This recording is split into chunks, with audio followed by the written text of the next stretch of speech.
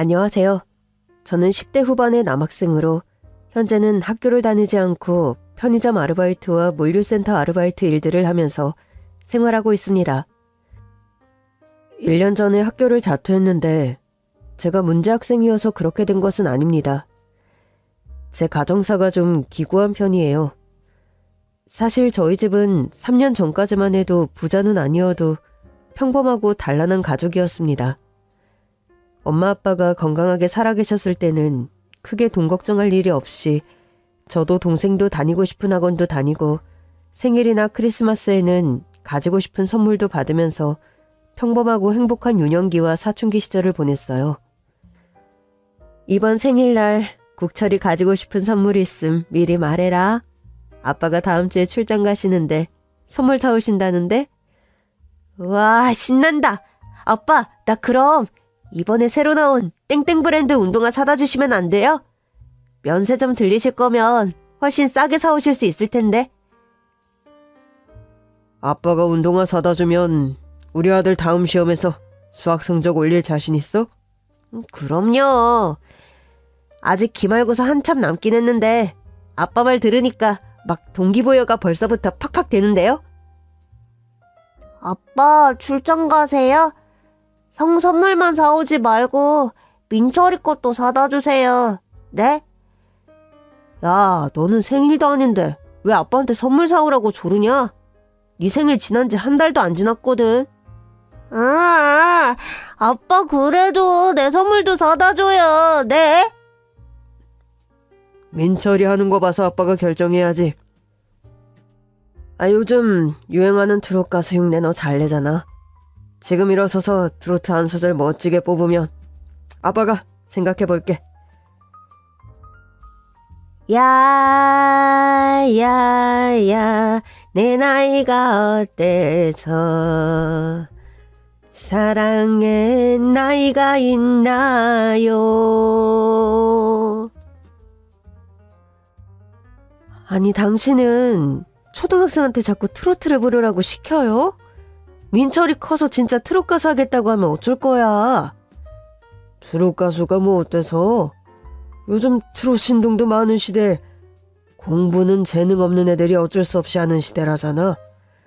나는 우리 민철이도 그렇고 국철이도 그렇고 저 하고 싶은 일 하면서 살면 그게 최고야. 암튼 아빠라는 사람이 이 모양이니 아들들이 공부를 안 하지. 그렇게 저희 가족은 화목하고 늘 웃음이 끊이지 않는 가정이었습니다. 엄마 아빠는 지극히 저희 형제를 사랑하셨고 함께 모시고 사는 할머니는 일하는 엄마 대신에 언제나 저희 형제를 살뜰하게 돌봐주셨죠. 5살 터울의 남동생은 애교도 많고 노래도 잘하는 집안의 귀염둥이였고요. 그러던 어느 날 학원에서 한참 수업을 듣고 있는데 학원 실장 선생님이 급하게 저를 부르시더군요. 국철 학생, 수업 그만 듣고 지금 당장 병원으로 가봐. 그게 무슨 말씀이세요? 저희 집에 무슨 일이라도. 학원으로 연락이 왔는데 부모님께서 교통사고를 당하셨나 봐. 할머니께서 엄청 경황 없이 전화 오셨는데 지금 당장 땡땡대학 병원 응급실로 오라고 하셨어. 저는 학원 수업을 듣다가 그런 연락을 받았고 정신없이 병원으로 달려갔습니다. 병원에 도착하자 응급실은 완전히 쑥대밭이 되어 있었어요. 아니, 이게 대체 무슨 마른 하늘의 날벼락이란 말이오. 멀쩡하게 일하러 나간 아들 내외가 싸늘한 추검이 되어서 돌아오다니. 뺑소니 교통사고입니다. 차량 조회를 해봤지만 도주한 차주의 신원 파악이 좀처럼 쉽지가 않네요. 한국 국적 사람이 아닌 건지 차주와 운전자가 동일 인물이 아닌 것 같기도 하고요. 할머니, 이게 대체 무슨 일이에요? 엄마 아빠 지금 어디 계세요? 박영미, 김주학 씨 아들 되시나요? 네, 제가 엄마 아빠 큰아들인데요. 두 분께서는 안타깝지만 병원에 실려왔을 때 이미 심정지 상태셨습니다.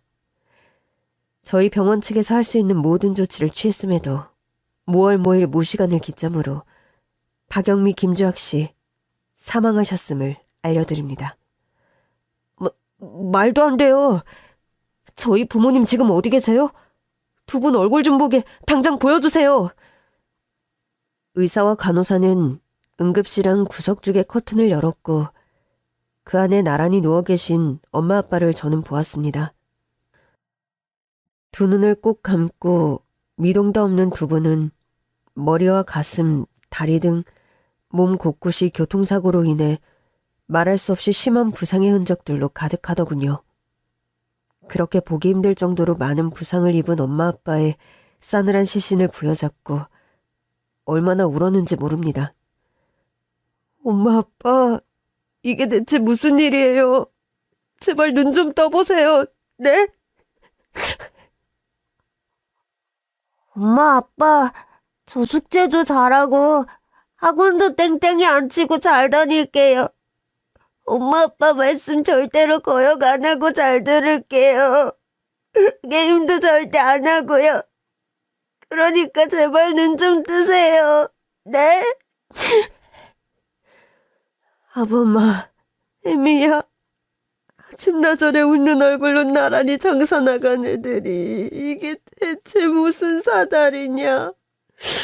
이 어린 것들 어쩌라고 이렇게 눈 감고 꼼짝을 안 한단 말이냐. 제발 정신 차려라. 제발 눈을 좀 떠. 아이고 내 새끼들. 저희 부모님은 두 분이서 함께 가구점을 운영하셨는데 그날도 함께 장사를 파하고 집으로 돌아오시다가 뺑소니범이 모는 차량에 치여서 그런 화를 당하셨던 겁니다. 가구점이 시내 외곽에 한적한 교회에 자리 잡고 있었고 해서 항상 집으로 돌아오는 길이 좀 외지고 CCTV 사각지대인 길들이 몇 군데 있었죠. 하필 그런 곳에서 사고가 나는 바람에 도주한 차주를 잡기가 정말로 오리무중이었던 겁니다. 뺑소니법은 음주운전을 한 것인지 역주행을 하다시피 해서 저희 부모님이 몰던 승용차를 들이받았고 그 자리에서 두 분은 심하게 다치시는 바람에 명을 달리할 수밖에 없었던 겁니다. 멀쩡한 내 새끼들 잡아간 뺑소니범 좀 잡아주세요. 네? 우리 손주들 이제 고아가 되어버렸는데 이 생떼 같은 내 손주들 이제 어쩌라고요. 아이고 억울해. 아이고 이 불쌍한 내 자식들. 할머니는 거의 껄껄 우시면서 병원 바닥에 거의 실신하다시피 쓰러지셨고 그렇게 정신없고 경황이 하나도 없는 상황에서 부모님의 장례식을 치러야 했습니다. 장례식을 치르고도 경찰은 한참 동안이나 뺑소니범을 추적했지만 차주와 운전자가 동일하지 않다는 점만 알아냈을 뿐 뺑소니범의 행방에 관해 아무것도 알아내지 못했습니다. 저는 대충 돈 받고 아는 지인 통해 차를 빌려줬을 뿐이라고요. 그런데 사고 내고 잠적해버린 녀석을 내가 무슨 수로 찾습니까? 과오를 알면서도 묵인하면 공범으로 당신도 콩밥 먹을 수 있다고. 파렴치한 뺑소니범 어디로 갔소? 아는 대로 이실직고 하라고요. 아이 참, 친한 사이도 아니고 그저 돈 몇 푼 받고 자동차 며칠 빌려줬을 뿐인데 나한테 범죄자 누명을 씌우려고 합니까? 수사는 계속 난항이었고 저희 가족은 시간이 흐르면서 어느새 뺑소니범 잡는 것을 포기하게 되더군요. 할머니, 너무 억울해도 일단 참으시고 조금만 기다리세요. 제가 지금은 학생이라 어리고 힘이 없어서 아무것도 알아내지 못하지만 나중에 어른이 되어서 엄마 아빠 저렇게 만든 나쁜 놈 반드시 잡을 테니까요. 그래 국철아. 발버둥 쳐봤자 아무것도 잡히지 않는 물속에서 자맥질만 계속 해봤자 숨막혀 죽는 일밖에 더 있겠니. 목구멍이 포도청이고 산 사람은 살아야 하니 다 늙은 나야 이제 죽어도 여한이 없다만 어린 너희들은 살아야 하니까 네 말이 맞는 것 같구나. 할머니도 억울한 거 당분간은 다 잊고 너희들 키우는데 힘을 쏟으려니까. 국철이 너도 엄마 아빠 일은 일단 덮어두고 공부 열심히 해라. 알았지? 네, 할머니. 저는 걱정 마세요. 할머니, 끼니 거르지 말고 좀 잘 챙겨 드세요. 장례식 이후로 할머니 식사를 너무 안 하셔서 제가 걱정이에요. 자식 며느리 잡아먹은 노인네가 무슨 염치로 삼시세끼 따순 밥을 달게 먹겠니. 할미 걱정은 말고 국철이 너는 학교 잘 다니고 그저 공부 열심히 할 생각해라. 어떻게든 살아있는 날까지 할미가 너랑 민철이 밥 안 굶게 열심히 일할 거니까. 그렇게 연로하신 할머니께서는 부모님 사후에 식당 설거지며 사무실 청소 등 닥치는 대로 일을 하시며 생활비를 버느라 고생하셨습니다. 한동안은 할머니께서 그렇게 일을 악물고 악착같이 일하신 덕에 저와 동생은 예전처럼은 아니지만 그래도 큰 걱정 없이 학교를 다닐 수 있었어요. 그러던 어느 날 할머니께서 심한 복통을 호소하며 집에서 쓰러지셨고 저는 그날 학교도 가지 못하고 할머니를 모시고 응급실로 뛰어갔습니다. 병원에 도착하고 할머니는 혼절하신 듯 거의 정신을 차리지 못하셨고 여러 가지 검사가 이루어졌습니다. 할머니께서 대장암 3기입니다. 다른 곳으로 전이 여부도 정밀 검사를 해서 알아봐야 하는 상황이네요. 당장 항암 치료를 시작해보고 수술도 고려해봐야 하는 상황입니다. 뭐라고요? 그럼 선생님, 저희 할머니 치료만 잘 받으시면 생명에는 지장 없는 거겠죠? 워낙 연세가 고령이셔서 장담은 못하지만 그래도 암 예후가 젊은 분들보다 되려 연세 있으신 분들이 좋은 경우도 많아요. 체력 관리만 잘하게 된다면 전이 속도가 젊은 환자분들보다는 훨씬 느린 편이라서요. 그렇게 설상가상 할머니마저도 암투병을 하게 되면서 저희 집의 가정경제는 급격하게 내리막길을 걷기 시작했습니다. 사실 부모님께서 돌아가시면서 뺑소니법을 잡지 못해 합의금 같은 것은 꿈도 못 꾸었지만 두 분께서 살아생전 들어두셨던 약간의 생명보험금 같은 것이 있었거든요. 국철아, 민철아, 너희들 엄마 아빠 목숨값으로 나온 생명보험금, 그거는 일단 할머니가 예금으로 묶어두었다. 보험금은 건들지 말고 두었다가 너희들 꼭 필요할 때 쓰자꾸나. 할머니, 지금 당장 생활이 걱정인데 너무 걱정 마시고 그 돈 필요하면 언제든 쓰세요. 아니다. 아직 할머니가 늙긴 했어도 사지육신 멀쩡한데 그 돈이 어떤 돈인데 헐었으니 자식 며느리 저 세상으로 가면 그 값으로 남긴 돈인데 이 할미가 자리져 누워있는 상황도 아니고 그렇게는 못하지. 그렇게 말씀하시던 할머니셨고 할머니는 관절염과 노안에 따른 여러 잔병 치레에도 불구하고 닥치는 대로 일을 하시면서 저와 남동생을 먹여 살리려고 고군분투하셨는데 그렇게 암에 걸려 쓰러지고 마신 겁니다. 어쩔 수 없이 부모님 생명보험금 나온 것으로 할머니 병원비를 충당했는데 그러고도 생활비 마련이 너무 요원해서 저는 어쩔 수 없이 다니던 학교를 자퇴하고 생업전선에 뛰어들 수밖에 없었죠. 국철아, 공부에는 때가 있는 건데 제발 학교는 그냥 다니렴. 이 할미는 살 만큼 살았고 그렇게 큰돈 들여가며 항암 치료니 수술이니 받고 싶은 생각 추호도 없다.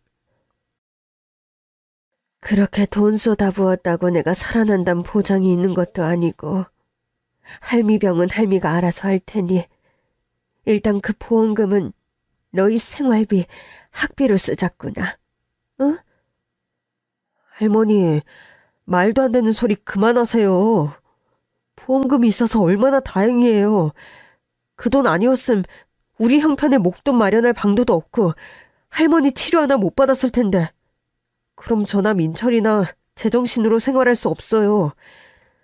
민철이하고 저한테 버팀목은 이제 세상 천지 할머니 한 분인데 그런 약한 소리 쓸데없는 소리 잃지 마시고요.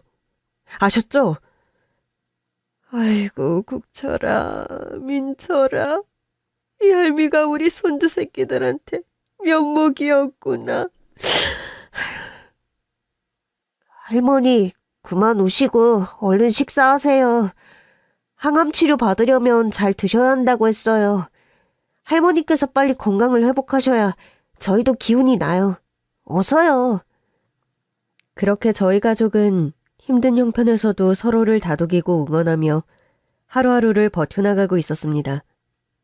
저는 오전부터 오후까지 물류센터에서 포장과 운반 아르바이트를 하고 다시 오후부터 새벽까지는 편의점에서 일을 하면서 저희 네 식구 생활비를 벌었죠. 그럼에도 네 식구에게 기본적으로 들어가는 생활비가 이것저것 얼마나 많았는지 생활비는 늘 부족하기만 했습니다. 제대로 된 외식을 해본 지도 까마득한 형편이었죠. 할머니께서는 건강이 악화되면서 예전처럼 동생과 저의 식사를 제대로 차려주기도 힘든 형편이 되었고 저는 암투병하는 할머니와 한창 성장기의 남동생의 식사가 늘 걱정이었죠. 민철아, 오늘 뭐 먹고 싶은 거 없니? 형이 돈 놔두고 갈 테니까 이따 저녁은 할머니하고 맛있는 거 시켜 먹든지 나가서 외식하고 들어와. 형은 나가서 힘들게 일하면서 돈 버는데 어떻게 할머니랑 나만 나가서 외식을 해. 그리고 요새 물가 올라서 외식비가 얼마나 비싼데. 우리 형편의 외식은 사치라는 거 아니까 형 괜히 그런 소리 하지 마. 형이 월급 들어와서 오늘은 외식해도 되니까 하는 소리야. 그럴 돈 있으면 형 겨울잠바 하나 사 입어. 다 낡아서 소매가 다 해진 거 입고 다니지 말고. 참 형, 오늘도 이따 집에 들어올 때 편의점 도시락 가지고 올 거야? 그거 사실 유통기한 살짝 지난 것들인데 먹을만 하든? 우리 형편에 그런 거 따질 데가 어딨어. 유통기한 조금 지나고 먹어도 먹고 나서 아무 탈도 없고 괜찮기만 하던데 뭘. 밥이랑 반찬도 이것저것 들어있어서 난 그게 제일 맛있더라. 오늘도 팔다 남은 거 있으면 꼭 가지고 와. 알았어. 이따 형이 들어올 때 가게 마감하면서 도시락 남은 거 있으면 꼭 싸가지고 올게. 피자며 치킨, 짜장면, 돈가스, 소갈비. 부모님 살아생전 남동생은 먹성이 좋고 또 맛있는 것을 유달리 좋아해서 외식하러 나가자고 자주 조르던 아이였는데 부모님 사후 한 번도 저에게 그런 투정을 부리지 않고 그저 제가 가져다주는 편의점 도시락을 기다리는 남동생이었습니다. 해서 저는 편의점 아르바이트를 마무리하면서 유통기한이 지난 도시락들, 팔다 남은 도시락들은 몰래 집으로 가져와서 남동생과 할머니에게 드리곤 했죠. 그러던 어느 날이었습니다. 국철아, 본사에서 국철이 보러 사장님이 직접 우리 매장에 방문을 하신다는구나. 아니, 본사 사장님이 왜 갑자기 저를 보러 매장에요? 글쎄 직원 관리를 매장을 돌면서 사장님이 직접 하신다는데 근무 태만 성실도 신뢰도 매장 청결도 그런 것들 CCTV 자료 통해서 다 검토한 다음 매장에 들리실 거라고 하더라고. 그럼 저희 매장 CCTV도 다 본사에 제출하신 거예요? 그렇지. 나는 원래 기계치고 너희들을 믿으니까 그런 거 머리 아파서도 잘 안 보는데 이번에 본사에서 직접 그런 오더가 내려와서 말이야. 낮 시간에 알바하는 민혁이가 공대생이잖니. 걔한테 CCTV 자료 싹 다 정리해서 보내라고 했지. 사장님의 말을 듣는 순간 저는 등에 식은땀이 나면서 가슴이 두근거리더군요. 제가 절도를 하거나 딱히 중간에 현금을 가로채거나 한 것은 아니었습니다. 그런데 유통기한이 살짝 지났거나 그날 팔다 남은 도시락들, 그런 걸 임의로 집에 가져가는 것은 편의점 룰에 어긋나는 것이었고 저는 꼼짝없이 해고되겠구나 그런 생각을 할 수밖에 없었죠. 그렇게 가슴 졸이며 스트레스 받으면서 사장님이라는 사람이 편의점을 방문하는 날을 기다리고 있었는데 한참 마감 청소를 하고 있는 시간에 누군가 매장 안으로 들어오더군요. 양복을 차려입은 중후하고 젠틀한 중년 아저씨가 한 명 들어오길래 혹시 저 사람이 사장님인가? 순간적으로 그런 예감이 들더군요. 저는 속으로 나를 직접 해고하려고 매장에 행차하셨구나. 이젠 잘리겠구나 생각하며 좀 움츠러든 기색으로 그분께 인사했습니다. 안녕하세요. 혹시 본사에서 오신 사장님이 맞으신가요? 맞아요. 내가 본사 사장이 맞소. 학생 이름이 김국철 맞죠?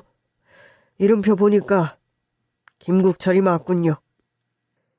이름까지 여러 번 확인하는 것을 보니 CCTV 영상을 보고 제 잘못을 질책하려나 보다 생각하고 눈을 질끈 감는데 갑자기 사장님이란 남자분이 저를 꽉 끌어안으며 대성통곡을 하시는 겁니다. 국철아, 내 아들 국철아, 너의 존재를 이제 알고 널 만나게 되다니. 이 아빠가 미안하다. 이 아빠가 죄인이야. 아니, 사장님 왜 갑자기 우시는 거며 아빠라니 무슨 말씀이세요? 저희 부모님은 1년 전에 뺑소니 교통사고로 두 분 다 돌아가셔서 저에게는 아버지가 안 계십니다. 대체 무슨 말씀을 하시는 거냐고요? 영문을 모르는 게 당연하지. 미안하구나. 두서없이 내 할 말만 내뱉어서. 우리 국철이 얼굴을 보니까 네 엄마를 아주 빼다 박았구나. 저는 사장님이 내뱉는 말을 들을수록 이해가 가지 않았고 영문을 몰라 당황스러운 기분이 들더군요. 그런데요, 사장님께서 감정을 추스른 후 저에게 들려주신 얘기는 정말로 기구하고 제가 기함할 만한 사연이었습니다. 알고 보니까요, 저는 돌아가신 저희 부모님의 친아들이 아니었습니다. 후에 할머니께 들어서 알게 된 일인데 저희 부모님은 예전에 결혼하고서 불임 판정을 받으셨다고 합니다. 두 분께서는 자연임신으로 아기를 가지기 아주 희박한 케이스입니다. 산모분의 자궁 상태도 무리하게 임신을 시도하면 자칫 출산 시에 생명이 위독해질 수 있는 상황이고요. 저희 아내를 그렇게 위험에 빠뜨리면서 아기를 억지로 가지고 싶지는 않군요. 여보, 그래도 당신 소원이 나하고 결혼하면서 아빠가 되는 거였는데 이렇게 포기해도 괜찮겠어요? 여보, 자식을 갖는 방법은 다른 방법을 찾아봐도 될 것 같네. 꼭 우리 피가 섞여서 당신이 배 아파서 낳아야만 우리 자식인 거는 아니잖아. 우리 고아원에서 아기를 한 명 입양에다가 우리 아이로 마음을 다해서 키워보자. 응? 그렇게 해서 갓난아기였던 저를 고아원에서 입양한 엄마 아빠셨다고 합니다. 그런데 제가 6살이 되던 무렵 엄마는 기적적으로 남동생을 임신하신 거고요. 여보, 나 둘째 임신했어. 병원에서 분명 자연 임신은 힘들 거라고 했는데 이게 무슨 기적이지? 당신이 임신한 건 축하할 일이지만 당신이 출산하기 힘든 몸이라 했는데 나는 그게 걱정이야. 사실 당신 모르게 병원에 다녀왔는데 아기가 자리 잡은 위치가 안정적이라 지금 상태로면 제왕절개 수술로 출산하면 나도 아기도 모두 무사할 가능성이 크대. 우리 너무 겁만 집어먹지 말고 한번 도전해보자. 그렇게 목숨 걸고 남동생을 무사히 출산한 엄마셨고 그 후로 부모님께서는 저와 남동생 모두를 차별하지 않고 평생 사랑으로 키워주신 거였습니다. 저는 우리 부모님께서 친부모님이 아니란 생각을 한 번도 해보지 못하고 자랐어요. 제 기억에 두 분께서는 남동생과 저를 한 번도 차별한 적이 없었기에 나도 고아원을 수소문해서 네가 아주 좋은 부모님을 만나 잘 자란다는 이야기를 들었다. 아무도 몰래 너희 부모님과 네 주변 사람들을 만나서 이런 얘기 저런 얘기 다 듣고 와서 아는 거다만 너를 이렇게 키워주신 부모님께서 최근 안 좋은 일을 당하셨다면서? 예, 뺑소니범 촬영에 치여 사고를 당하시는 바람에 네가 그래서 고생하며 사는 것도 다 들어서 알고 있단다. 네가 어째서 내 아들인지 그리고 네 엄마가 어떤 사람인지도 설명을 해주마. 사실 사장님, 그러니까 제 친아빠는 저처럼 갓난아기 때 고아원에 버려졌다고 합니다. 저는 아무 기억이 없던 갓난아기 시절에 부모님께 입양이 되어 자랐기 때문에 제가 고아라는 인식 자체가 없이 유년기를 보냈지만 사장님, 제 친아빠는 중학교 시절까지도 고아원에서 자랐다고 하시더군요. 중학교 3학년이던 때 고아원 원장 선생님께서 갑자기 아빠를 원장실로 부르셨지. 가보니까 좀 무서운 인상의 중년 아저씨 한 분이 나를 유심히 보시더구나. 집안에 딸만 한 명 있고 아들이 없는데 가업을 이을 똘똘한 남자아이를 입양하려고 고아원에 온 아저씨라는 거야. 저희 친아빠는 고아원에서 공부 잘하고 똑똑하기로 유명한 소년이셨다고 합니다. 친아빠의 양부가 될 사람은 그 지역 일대에서 재력이 아주 짱짱한 사업가였고요. 무남 동료 외딸이 있었지만 병약하고 내성적이어서 사업을 이끌 만한 제목이 되지 못한다 여겼고 양자를 들여 사업을 있게 하고 싶은 욕심으로 중학교 3학년이던 아빠를 양아들로 입양을 한 것이었죠. 고등학교 진학을 앞둔 겨울에 난 아주 좀 뒤늦은 입양을 가게 된 셈이었지. 나처럼 다 큰 소년, 고등학교에 가는 아이가 입양되는 경우는 흔치 않았는데 고아원 친구들은 그런 아빠를 모두 부러워했단다. 야, 현석아, 너는 좋겠다. 부잣집에 입양 가서 이제는 돈 걱정 없이 대학도 가고 또 그 사장님이 하는 사업 네가 물려받을 거라면서? 우리도 현석이처럼 공부를 좀 열심히 할걸. 현석이가 고아원 출신이어도 매일 학교에서 1등만 하니까 저런 부잣집에 양자로 가는 거 아니야. 야, 아무리 부잣집에서 양자로 데려간다는데 너나 나 같은 자식들이 공부 잘하기가 쉽냐? 아서라 아서. 하긴 공부는 뭐 아무나 해. 우리는 분수과 고아원 퇴소해서 어디 공장을 들어가든 기술이라도 배울 생각을 하자. 현석아, 너 부잣집 아들 된다고 해서 우리 까먹고 모른 척하기 없기다. 참, 싱거운 소리들 길게도 한다. 다 커서 들어가는 양자짜리 그리 마음이 편치도 않아. 그렇게 아빠는 고등학교 진학을 앞두고 부잣집에 양자로 들어가게 되었다고 합니다. 한동안은 그 집안 분위기에 적응하느라 하루하루 긴장의 연속이었다고 하네요. 양아버지였던 사장님은 호랑이처럼 무섭고 보수적인 사람이었고 집안 사람들 모두 그 사장님에게 복종하는 분위기였다고 합니다. 오빠, 우리 집 분위기 너무 무섭지 않아요? 폭군 같은 아빠 때문에 평생 엄마나 나나 크게 숨 한 번 쉬지 못하고 살아왔는데 오빠는 하필 우리 집 같은 곳에 양자로 들어와서 좀 더 화목하고 덜 무서운 아버지 밑으로 양자로 들어갔으면 좋았을 텐데. 무슨 소리야. 다 큰 나를 이렇게 아들로 들여주셔서 나는 고마울 따름이야. 아무 걱정 없이 학교 다니고 공부에만 전념할 수 있는 환경. 내 분수에 과분해. 오빠가 똑똑하고 싹이 보이니까 우리 아빠도 어떤 면에서 오빠를 이용하려고 그러는 걸지도 몰라요. 그렇다고 우리 아빠가 나쁜 사람이란 뜻은 아니고 오빤 하고 싶은 일이 따로 있을지도 모르는데 우리 아빠가 집안 사업 그대로 물려받아 꾸려가라는 거 부담스럽지 않아요? 글쎄, 뭐 딱히 뭐가 되고 싶다 생각해 본 적은 없어서. 돈도 많이 벌고 성공하고 싶다는 생각만 막연히 가져봤지. 딱 이거다, 그거 아니면 안 된다, 그런 꿈 따위는 나한테 없었거든.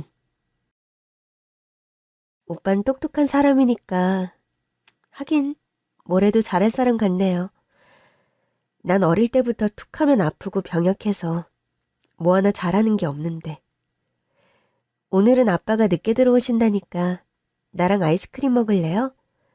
아빠가 밤늦게 뭐 먹는 거 되게 싫어하시고 몰래 야참 먹으면 막 혼내시거든요. 그렇게 좀 살벌했던 가정 분위기에 한 줄기 따뜻한 햇살 같은 위안과 애정을 주던 사람이 친엄마. 당시에 아빠의 의붓 여동생이었다고 합니다. 아빠는 공부를 잘하는 모범생이었고 또 엄마보다 나이도 3살 많았기에 자주 공부도 봐주고 숙제도 봐주면서 과외 선생님 역할도 하고 서먹서먹한 다른 집안 식구들과는 달리 유일하게 마음을 터놓고 지내는 가까운 사이가 되었다고 하네요. 그냥 여동생 오빠 사이로만 남았다면 좋았을 텐데. 이팔 청춘 젊은 혈기 때문이었을까? 아니면 우리를 그렇게 만들려는 운명의 장난이었는지. 네 엄마와 아빠는 어느 날부터인가 서로 사랑하는 남매가 되어버렸다. 엄마 아빠는 피가 섞이진 않았지만 그래도 호적상 남매지간이셨던 거잖아요. 그런데 두 분이 그런 사이가 되셨단 말이세요? 그래, 이제껏 살아오면서 누구에게도 털어놓지 못한 일인데 너에게 이런 말을 처음 내뱉게 되는구나. 엄마와 아빠의 과오지만 아빠는 지난 날을 돌이켜볼 때 네 엄마를 사랑한 일을 후회한 적은 단 한 번도 없었다. 그렇게 엄마 아빠는 어른들과 다른 가족들의 눈을 피해서 몰래 비밀 연애를 하셨다고 합니다. 아빠는 공부를 잘하는 수재였고 집안 어른들의 지원을 받아 서울 명문대학 경제과에 당당히 합격도 하셨다고 하네요. 내가 역시 사람 보는 눈 하나는 정확하다니까. 현석인 이놈이 뭐래도 할 놈이라는 걸 난 첫눈에 알아봤다. 경제과 들어간 마당에 미국 유학도 다녀와서 내 사업 제대로 배워볼 생각해라. 감사합니다, 아버지. 실망시키지 않도록 더 열심히 공부하겠습니다. 그렇게 아빠는 양부모님의 총애를 받으며 명문대생이 되었지만 마음속은 늘 지옥이었다고 합니다. 친엄마, 의붓 여동생과의 이룰 수 없는 사랑에 마음이 아팠고 그렇다고 마음을 접기에 하루하루 날이 갈수록 두 분의 사랑은 더 깊어지기만 했다고 하네요. 오빠는 평생 이렇게 나하고 오빠와 여동생 사이로 지내는 거 감당할 자신 있어? 난 이제는 그럴 자신이 없어. 그렇다고 모든 걸 버리고 나에게 오라는 말도 못하겠고. 이럴 거면 나 차라리 수녀나 비고니가 되는 게 나을 것 같다는 생각이 드네. 너 지금 무슨 소리 하는 거야? 수녀라니. 네가 그렇게 사는 거 보면 난 맨정신으로 잘 살 수 있을 것 같아? 그럼 어떻게 하잔 소리야? 듣자 하니까 아빠는 오빠가 군대만 다녀오면 제명상사집 딸하고 오빠 결혼시킬 계획까지 벌써 짜놓고 계시더라. 난 오빠가 나 아닌 생판 다른 여자와 결혼해서 애 낳고 사는 거 말리진 못하겠지만 그 모습을 두고 볼 자신은 없어. 아마 난 내 명에 못 살 거야. 어차피 이번 생에 오빠하고 나는 맺어지기 글렀어. 그렇다고 오빠하고 헤어진다고 생각하면 그거 역시 하루도 살아갈 자신이 없다고. 이명아, 우리 이렇게 불행하게 사느니 아무도 모르는 곳에 우리 둘만 가서 살자. 나는 천에 고아로 잡초처럼 가진 거 없이 살아와서 고생을 해도 이겨낼 자신이 있지만 희명이 넌 평생을 온실의 화초처럼 살아왔는데 네가 나와의 미래를 잘 버텨낼 수 있을지 난 그게 제일 걱정이다. 오빠, 난 오빠를 위해서라면 다 버릴 수 있어.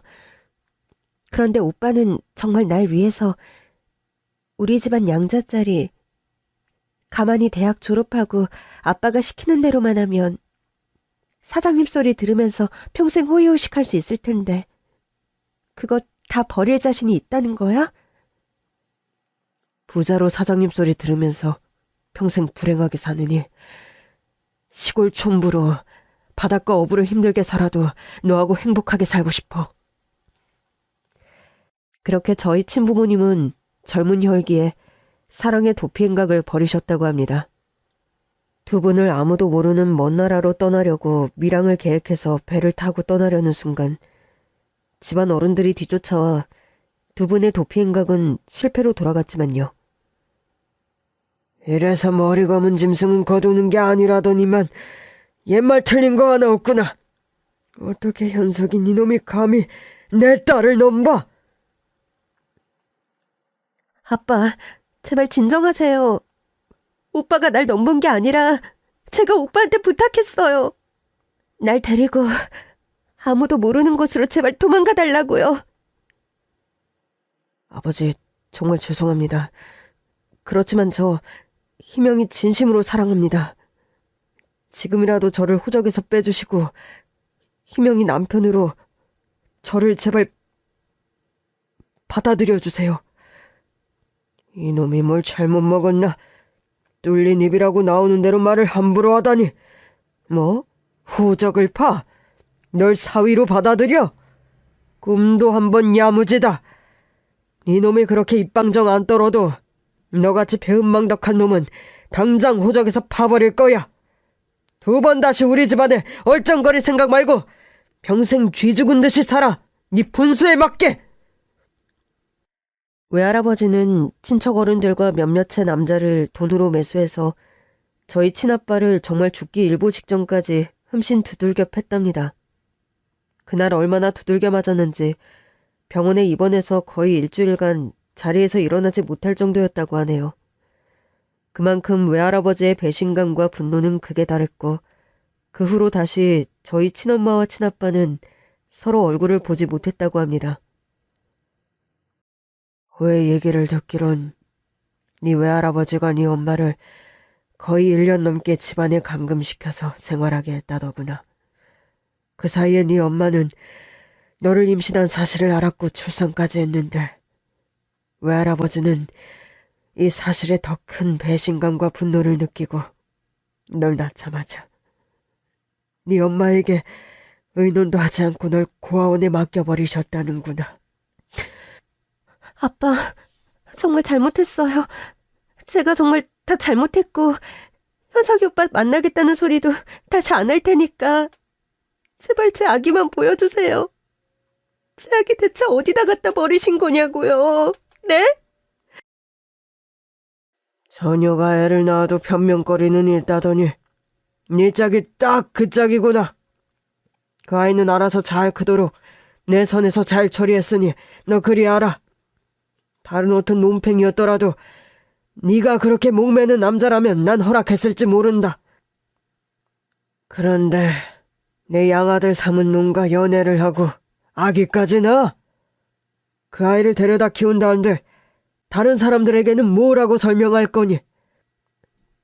네 의붓 오빠와 그렇고 그런 사이가 되어서 낳은 자식이라고 해명할 셈이냐? 아버지, 저 그냥 아버지 딸에서 지워주세요. 저 같은 거 그냥 가출했다고 집을 나가버려 찾을 수 없다고 그렇게 둘러대고 사시면 되잖아요. 저 현석이 오빠하고 뭘 어떻게 하겠다는 게 아니에요. 그렇게 싫으시다니 헤어지겠습니다. 대신 제 아기, 우리 아들만 제게 돌려보내주세요. 어디든 아버지 눈에 띄지 않는 곳에서 그냥 전 아기 키우면서 살기만 해주세요. 네, 부탁드려요, 아버지. 시끄럽다. 우리 집안의 명예를 실추시키는 짓은 이쯤에서 그만둬. 내 딸이 처녀의 몸으로 애 엄마가 되었다는 사실은 세상 누구도 알게 할 수 없다. 나 김명인 회장의 무남 동료가 그런 짓을 벌였다는 거, 그건 그 누구도 알아선 안 돼.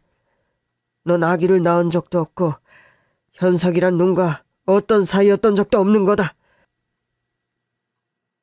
몸 추스르는 대로 이 아비가 정해주는 혼처에 시집이나 갈 생각해라. 아버지 제발요. 전 우리 아기 없이 못 살아요. 꾸물거리는 손가락, 따뜻한 체온, 그거 다 제 기억에 생생한데 어떻게 제 배 아파 난 새끼를 지우고 말짱하게 시집가란 말씀을 하세요. 희명이 너 여기서 더 이 애비 뜻을 거슬렀다간 현석이 놈 목숨 나도 장담 못한다. 그놈이 대학이라도 졸업하고 삼시세끼 먹으며 사람 구실하게 하고 싶거든. 더 이상 애비 뜻 거스르는 행동 그만해. 알아들어? 폭군처럼 무섭고 거칠 것 없는 외할아버지의 서술에 저를 낳고도 거의 1년 넘게 집에 감금당하다시피 생활하신 뒤 외할아버지께서 정해주는 혼처에 억지로 시집을 가셨다는 겁니다. 난 그렇게 본가에서 쫓겨난 뒤 거의 폐인처럼 지내다 네 엄마가 시집 갔다는 소식을 듣고 군대에 자원 입대를 해서 떠났다. 그런데 전역하고 돌아와 보니 청천벽력 같은 소식을 듣고 말았지. 본가의 먼 팔촌형으로부터 친아빠는 아주 충격적인 소식을 듣게 되셨다고 합니다. 현석아, 네가 군대에 가 있다는 소리를 듣고 이 말을 전해야 되나 말아야 되나 고민이 많았는데 희명이 말이야, 큰아버지 강권에 못 이겨 시집을 갔는데 시집 가서 한 계절을 못 넘기고 스스로 명을 달리하고 말았다. 아니, 그게 대체 무슨 소리예요? 희명이가 그럼 설마... 큰아버지도 희명이가 그렇게까지 할 거라고는 생각을 못 하셨던 거지. 젊은 혈기에 너와 그렇게 사고를 치고 너를 파양하고 한 1년 전 집 밖에 못 나가게 하면서 정신 차리게 하려고 애를 쓰시더니 너무 급하게 시집 보내는 건 아니라고 집안 사람들이 말렸지만 큰아버지 성미 너도 알지? 불 같고 호랑이 성미신 거. 결국 이런 화를 불러오고야 말았구나. 아빠는 그렇게 뒤늦게 엄마의 처연한 죽음을 알고 오열했지만 아무것도 돌이킬 수 있는 것은 없었습니다. 그때까지만 해도 제가 태어난 사실조차 모르던 아빠는 대학을 자퇴하고 미국으로 이민을 떠나셨다고 합니다. 모든 것을 내팽개치고 엄마를 따라갈까 결심도 해봤지만 그마저도 쉬운 일은 아니었고 아프고 고통스러운 기억만 가득한 땅에서 더 이상 살아갈 자신이 없어 도피하듯 미국으로 떠나신 거였죠. 고아원 원장 선생님과 복지가의 도움으로 다행히 미국 땅에서도 아빠는 학업을 계속할 수 있었다고 합니다. 그렇게 경영과 마케팅 관련 공부를 미국에서 했고 한국에서 편의점이 처음 들어올 무렵 거의 업계 최초로 편의점 사업을 한국에 입점시키면서 성공한 사업가로 승승장구하게 되셨다고요. 그렇게 독하게 사랑에 실패하고 난 뒤 아빠는 남들처럼 가정을 꾸릴 생각도 없었고 그저 사는 날까지 죽도록 일이나 하다가 죽자 그런 생각으로 사업에 매진했고 이 나이 먹어서 이룬 건 그래서 일적인 성공뿐이다. 그렇게 워커홀릭으로 살아가시던 아빠는 최근에 한국으로 귀국을 해서 편의점 프랜차이즈 한국 지사장 역할을 담당하고 계셨는데 얼마 전에 외할아버지로부터 몇십 년 만에 연락을 받으셨다고 하네요. 현석이냐? 오랜만이로구나. 아니, 아버지께서 어쩐 일이십니까? 현석이 네가 나를 여태 아버지라 불러주다니 감개가 무량하구나. 내가 살 날이 얼마 남지 않았는데 죽기 전 너에게 꼭 할 말이 있으니 내키지 않더라도 날 보러 한번 와주겠니? 부탁한다. 그렇게 심상치 않은 외할아버지의 연락을 받고 아빠는 거의 10수년 만에 외할아버지를 만나게 되었다고 합니다. 오랜만에 재회한 외할아버지는 예전에 그 짱짱하고 날카로운 위엄과 무서움은 사라지고 병색이 완연한 초로의 늙은이 같은 모습이었다고 하네요. 내가 생전에 지은 죄가 많아서인가 술, 담배 일절 안 하고 운동도 부지런히 한다고 해왔는데 5군데가 넘는 곳에 암이 생겼어. 대부분 장기에 전이가 된 상태라 난 이번 계절을 넘기기 힘든 상황이네. 지난 세월 저도 아버지께 죄 많이 짓고 살았습니다. 저를 아들로 거둬주신 은혜를 갚지도 못하고 그렇게 실망시켜드려서 죄송합니다. 요즘 꿈에 희명이가 매일같이 나타나서 날 보며 하염없이 원망의 눈길을 보내다 간다네. 성정이 순한 그 아이는 죽어서까지 내게 배악 한 번 안 부리고 그렇게 눈물 흘리면서 원망스럽게 쳐다보는 게 다지. 내가 다시 옛날로 돌아간다면 딸 자식 저 세상으로 보내느니 그의 말 맞다나 자네와 희명이를 그저 먼 나라로 보내 둘이 살게 할 것을 그런 후회가 많이 들어. 아버지, 희명이가 그렇게 된 후로 저 역시 하루도 마음 편할 날이 없었습니다. 자네가 평생 가정도 꾸리지 않고 독신으로 살아왔다는 얘기를 들어서 알고 있네. 사업가로 성공했다니 그것은 참 다행이고 하긴 자네는 뭘 해도 할 사람이었으니까. 오늘 내가 자네를 부른 이유는 죽기 전에 고백해야 할 일이 있어서야. 사실 자네와 희명이 사이에 아들이 한 명인데. 뭐라고요? 그게 대체 무슨 말씀이십니까? 희명이는 아무도 몰래 처녀 몸으로 자네 아들을 낳았어. 난 우리 딸이 애엄마가 되었다는 사실을 세상 사람들 모르게 하려고 오랜 기간 그 애를 집안에 감금하다시피 생활하게 했네. 태어난 아이는 자네에 대한 배신감과 증오, 그리고 딸아이에 남겨진 미래에 대한 두려움으로 고아원에 맡겨버렸지. 그래도 그 아이 마음 따뜻한 부모를 만나 잘 자란 모양이니 그거 하나는 다행이지.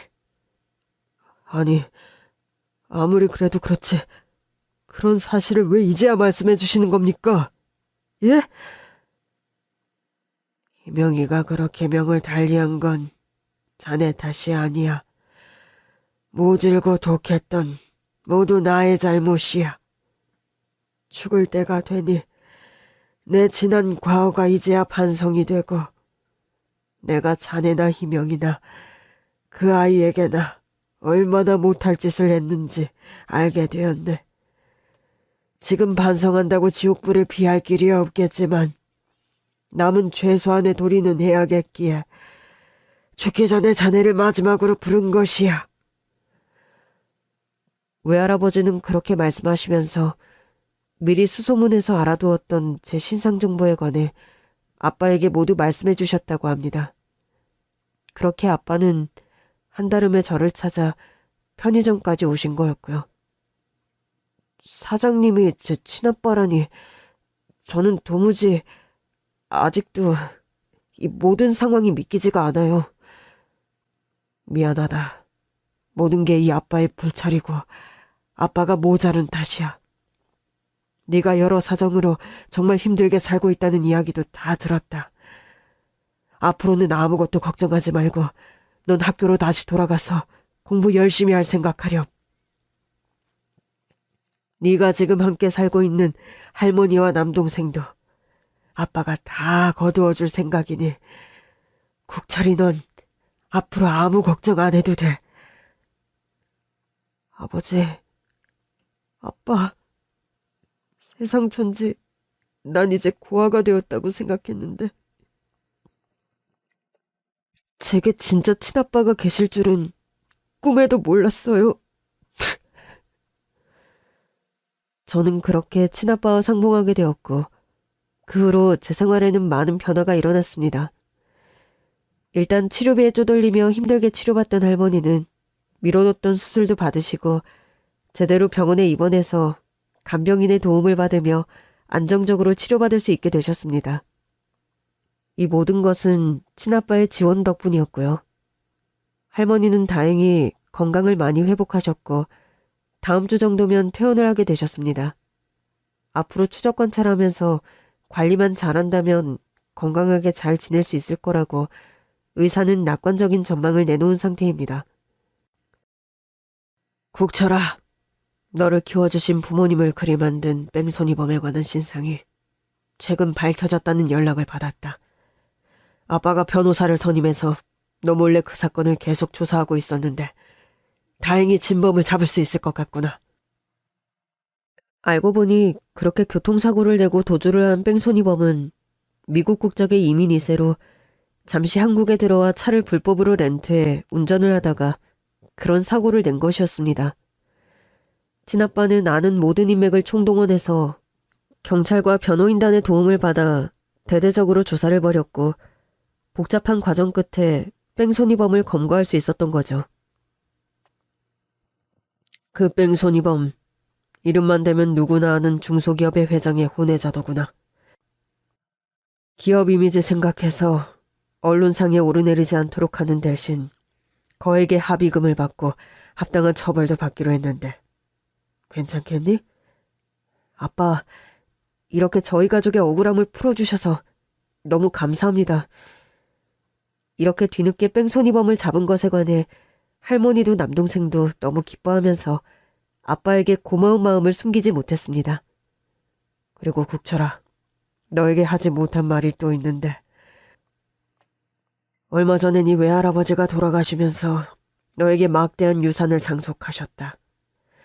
평생 사업을 일구셨고 본인 사업 분야에서는 큰 성공을 거두신 분이라 재산 규모가 꽤 크단다. 대부분의 지분을 너에게 남기셨고 너에게 또 미안하다는 말 또한 남기셨단다. 저는 친아빠에게 그런 말씀을 듣고 좋아해야 하는 건지 슬퍼해야 하는 건지 도통 갈피가 잡히지 않더군요. 복잡한 표정을 하고 있는 저에게 아빠는 그런 말씀을 하셨습니다. 국철이 네 심정이 복잡할 것은 이 아빠가 누구보다 잘 안단다. 하지만 이왕 이렇게 됐고 시간도 많이 흘렀으니 국철이 너는 누구도 원망하는 마음을 가지지 않았으면 좋겠다. 글쎄요. 전 어쨌든 생전에 한번 뵙지도 못한 외할아버지인데 이런 막대한 재산을 제가 받아도 되는 건지 아리송한 생각이 들어서요. 너무 일찍 저 세상으로 떠난 엄마가 지금 이 상황을 안다면 외할아버지 뜻을 따르라고 너에게 말했을 것 같구나. 외할아버지가 돌아가시기 전에는 정말로 진심으로 지난 과오를 반성하고 많이 미안해 하셨단다. 그 옛날 할아버지 입장에선 어쩔 수 없는 선택이셨을 거야. 아빠는 할아버지를 용서하셨어요? 난 그분을 용서할 일이 딱 하나밖에 없다. 너의 존재를 애초에 숨기고 너를 고아원에 맡긴 것. 그것 말고는 다 내 과오에 의한 어쩔 수 없는 대우였단 생각이 들어. 나 역시 외할아버지께 죄인이기에 용서를 운운할 자격이 아버지에겐 없어. 단 하늘에 있는 너희 엄마에게 부끄럽지 않도록 네 남은 생은 최대한 행복하도록 이 아빠가 널 돕고 든든한 지원군이 되고 싶구나. 그렇게 외할아버지의 재산을 상속받아 저는 학교도 다니지 못하고 하루 종일 아르바이트를 전전하는 가난한 소년가장에서 갑자기 경제적 자유를 획득한 젊은 부자, 소위 말하는 영앤 리치라 말하는 그런 부류의 청년이 되어버렸어요. 비좁고 허름한 월세집에서 쾌적하고 넓은 주상복합 아파트로 이사를 한 것. 돈 걱정 없이 학교를 다니고 남동생과 원비에 상관없이 학원을 많이 다니고 고액과외도 받을 수 있게 된 것. 그런 사소한 것들이 경제적 자유를 획득한 사실을 실감나게 해주는 부분입니다. 저는 최근 서울의 명문대학에 당당하게 합격을 해서 친아빠와 한 집에 거주하고 있습니다. 제가 다니는 대학이 아빠의 집과 아주 가까운 곳에 위치하고 있어 자연스레 그런 선택을 하게 되었죠. 남동생과 할머니는 새로 이사한 넓은 아파트에 지내고 있고 또 집안일을 도와주는 가사도우미 아주머니도 한 명 붙여드렸기에 큰 걱정 없이 저는 아빠 집으로 들어오게 되었죠. 많은 우여곡절을 겪으며 대학생이 되니 감회가 참 많이 새롭고 남다릅니다. 제게 주어진 혜택과 행운에 감사하며 앞으로 남은 시간들 후회 없고 또 저처럼 어려운 환경의 청소년들에게 나눔을 베풀면서 살아가고 싶습니다. 여러분의 내일도 반전이 깃든 행운이 가득한 하루이길 바라봅니다. 긴 얘기 들어주셔서 정말 감사합니다.